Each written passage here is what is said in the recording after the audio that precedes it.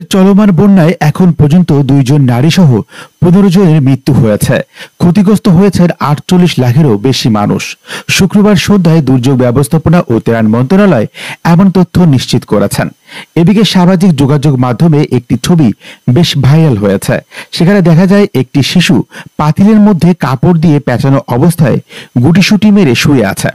পাতিলের ভিতর বন্যার পানিতে ভাসছে এই শিশুটি। এমন একটি দৃশ্য সমাজ মাধ্যমে ঘুরে বেড়াচ্ছে এবং এর পরবর্তীতে আরেকটি ফুটেজে দেখা যায় স্থানীয় লোকজন সেই শিশুটিকে উদ্ধার করে নিরাপদ স্থানে নিয়ে গেছেন।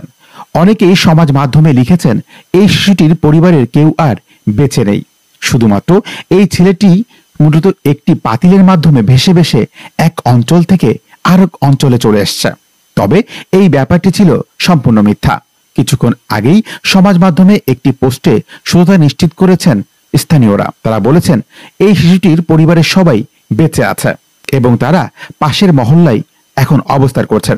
শিশুটিকে উদ্ধার করে তার পরিবারদের কাছে হস্তান্তর করা হয়েছে।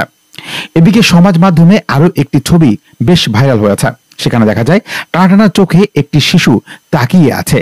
অপলক চোখের দৃষ্টি যেন অনেক অভিযোগ নিয়ে বসে আছে, কি যেন বলতে চাচ্ছে। সমাজ মাধ্যমে রীতিমতো এই ছবিটি ভাইরাল হয়। এর পরবর্তীতেই মূলত দেখা যায় এই ছবিটি AI দিয়ে তৈরি করা হয়েছে। তার মানে হচ্ছে এই ছবিটি অরিজিনাল না। বন্যায় ইমোশন পিক্স তৈরি করে অনেকেই রাতারাতি বেশি অ্যাটেনশন নেওয়ার জন্যই এই কাজটি করেছেন বলে অনেকেই মনে করছেন।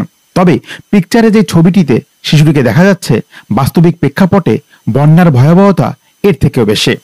তবে শুধুমাত্র সস্তা ভিউজ এবং লাইকের জন্য এই গুজব থেকে বিরত থাকার পরামর্শ